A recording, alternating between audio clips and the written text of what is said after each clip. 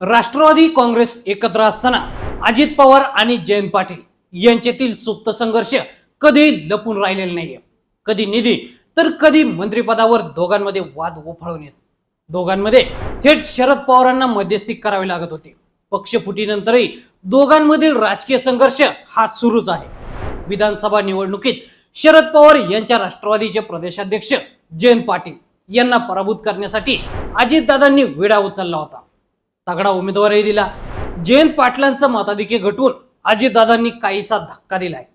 मात्र जयंत पाटलांना ते पराभूत करू शकलेले नाही. सांगलीतील 2 पैकी एकही जागा जिंकून न शकल्याचं शल्य अजितदादांच्या मनात आहे. विधानसभेचे उट्टे काढण्यासाठी अजितदादांनी आणखी रणनीती आखली.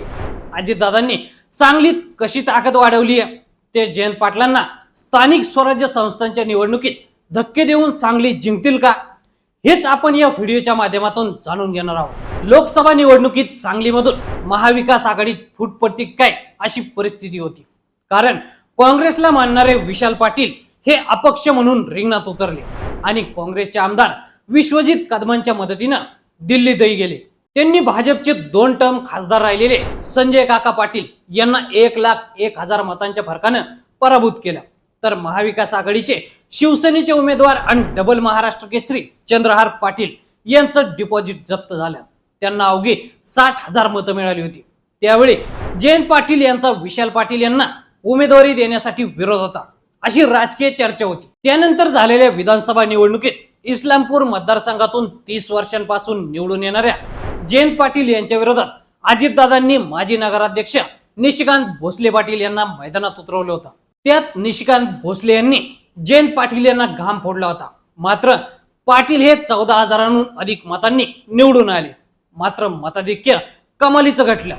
हा जयंत पाटलांसाठी धक्काच होता. तिकडं तासगाव कवठे महांकाळ मतदारसंघात आर पाटील यांचे पुत्र रोहित पाटील विरोधात भाजपचे माजी खासदार संजय काका पाटील यांना पक्षात घेऊन अजितदादांनी तिकीट दिलं. मात्र अजितदादांचा डाव रोहित पाटील यांनी उधळून लावत विजय मिळवला. सांगलीत महायुतीचे 5 आमदार आहेत तर महाविकास आघाडीचे 3 आमदार आहेत. अजितदादांना विधानसभेला यश मिळालं नाही. मात्र सांगलीत आपली ताकद वाढवण्यासाठी अजितदादांनी प्रयत्न सुरूच ठेवले आहेत. कवठे महांकाळचे माजी मंत्री अजित घोरपडे यांना यापूर्वीच अजितदादांनी पक्षात घेतलंय. आता शिराळाचे माजी मंत्री शिवाजीराव नाईक, जतचे माजी आमदार विलासराव जगताप, आटपाडीचे माजी आमदार राजेंद्र अण्णा देशमुख यांना अजितदादांनी आपल्या बरोबर घेतलंय. कवठे महांकाळ तालुक्यातील माजी मंत्री राहिलेले अजितराव घोरपडे यांनी विधानसभा निवडणुकीत संजय काका पाटील यांचा प्रचार केला.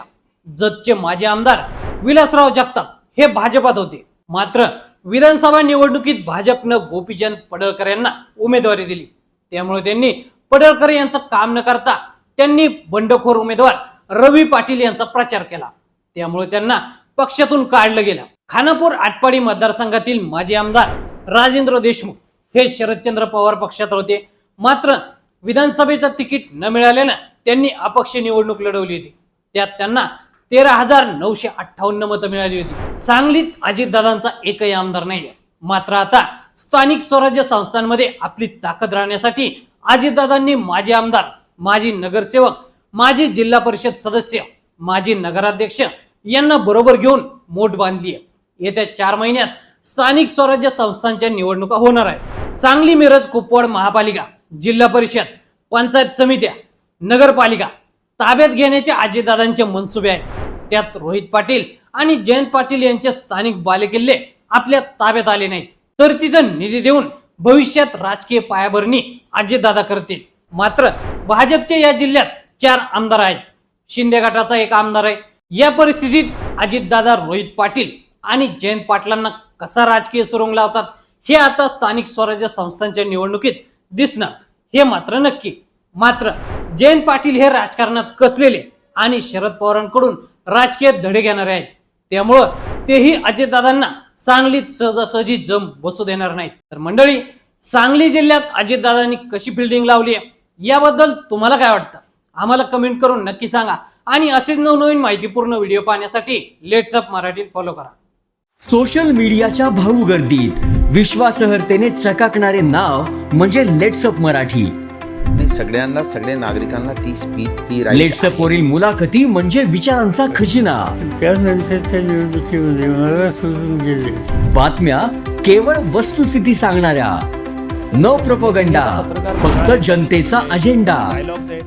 क्योंकि आने वाला कल जाने वाला है, जाने वाला कल आने वाला है. राजकारण, मनोरंजन असो की क्रीडा क्षेत्र, महाराष्ट्राची स्पंदने संवेदनशीलतेने टिपणारे माध्यम म्हणजे लेट्सअप मराठी.